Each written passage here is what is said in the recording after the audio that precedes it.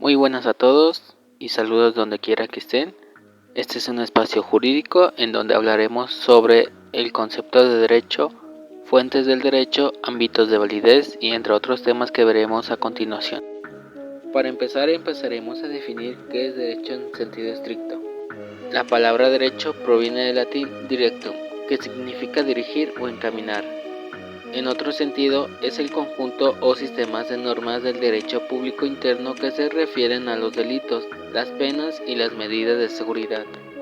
Una vez entendido la definición, pasaremos con las fuentes del derecho penal. Abro paréntesis para explicar sobre las ramas del derecho.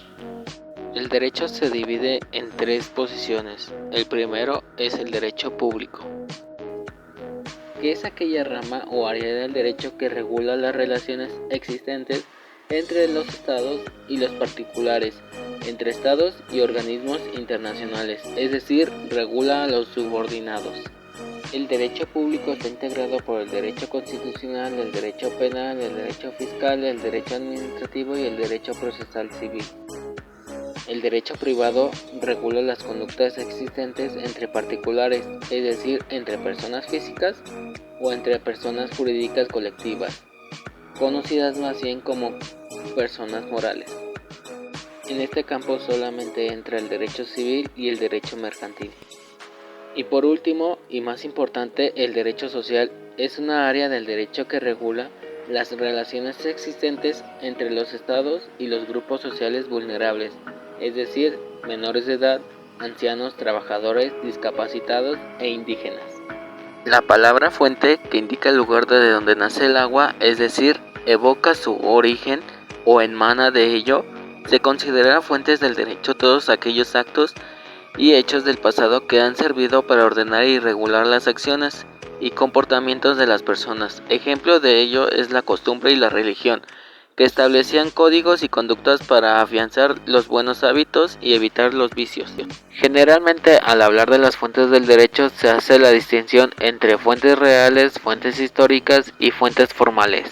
Se entiende por fuentes reales a aquellos hechos de relevancia que han marcado precedente en nuestro sistema jurídico para regular una institución en el país. De las fuentes históricas son los documentos que encierran el texto de una ley o un conjunto de leyes que en algún momento fueron vigentes y que son la base de nuestro sistema jurídico mexicano. Y de las fuentes formales son aquellos que han sufrido un proceso de creación y que son vigentes el día de hoy. Las fuentes formales del derecho están constituidas de la siguiente forma. La ley, en un sentido estricto, es toda aquella que regula la conducta del hombre, ya que el Estado te obliga a cumplirla. De no ser así, existe una sanción para ello. Existen derivaciones de ellas, las cuales son las normas jurídicas, las morales, las religiosas y las sociales, a lo cual yo las clasifico como stricto sensu y lato sensu, ya que la única norma que entra en la clasificación de stricto sensu son las normas jurídicas, ya que son obligatorias. La doctrina es el conjunto de opiniones de los autores y tratadistas del derecho, quienes fundando los principios lógicos que se desprenden de toda legislación positiva, constituyen los principios del derecho. Jurisprudencia, más conocida como jurisprudencia, que es el criterio de interpretación judicial de las normas jurídicas del Estado, que prevalece en las soluciones del Tribunal Supremo, que es la Suprema Corte de Justicia de la Nación, y se inspira en el propósito de obtener una interpretación uniforme del derecho. En la costumbre es la repetición de una conducta en una sociedad y que la misma considera jurídicamente obligatorio. No puede ser costumbre algo que es un delito. Un ejemplo es intercambiar a tu hijo por algo. Y por último, los principios generales del derecho, que son máximas o ideas que sirven como orientación a un sistema legal. ¿Qué es una norma penal? Es aquella disposición jurídica que determina el delito y la sanción respectiva, pena o medida de seguridad. Abro paréntesis para identificar las diferencias entre pena y medidas de seguridad. Para graduar la pena debe tenerse en cuenta sus funciones: preventiva, protectora, realizadora, mientras las medidas de seguridad deben de tenerse en cuenta la protección de la persona y su dignidad antes de imponer una sanción. Los elementos de una norma penal constan de dos elementos. El primero es el precepto y la segunda es la sanción. Se entiende por precepto el delito que se pretende sancionar o lo que la ley prohíbe. Ejemplo, en el Código Penal del Estado de México, en el artículo 241, se entiende como precepto que comete el delito de homicidio al que priva de la vida a otro, y como sanción, se sancionará como homicidio a quien, sabiendo de que padece una enfermedad grave, incurable y mortal, contagiable u otro, o le cause la muerte. Clasificación o teoría del delito. Pero para empezar, es un delito conforme al Código Penal. En el artículo 6 del Código Penal del Estado de México nos dice que el delito es una conducta típica, antijurídica, culpable y punible.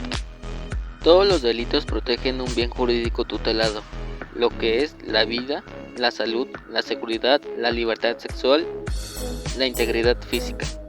Delito por omisión, cuando omites hacer algo para impedirlo.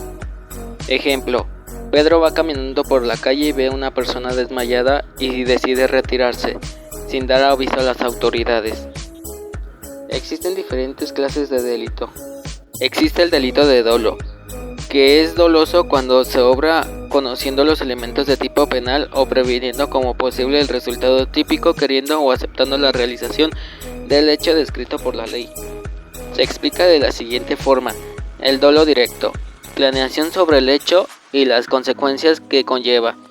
Ejemplo, Pedro lleva meses planeando cómo asaltar el supermercado que se encuentra en la esquina de su casa. Por otra parte, el dolo eventual no es planeado, pero en el momento se acepta las consecuencias del hecho. Ejemplo, Anita tira por las escaleras a Diana sabiendo que le puede ocasionar heridas graves o lesiones, o hasta el homicidio. En toda clase de dolo debe de haber una intención o una premeditación. En estos tipos de delitos se presenta el sujeto activo, que es el victimario, el que ejecuta el delito, y el sujeto pasivo, es la víctima. Abro paréntesis para diferenciar denuncia, querella y demanda.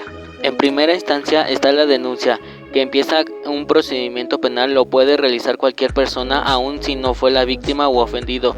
En caso de los delitos graves, aunque la víctima u ofendido retire la denuncia, esta se seguirá de oficio por el Ministerio Público.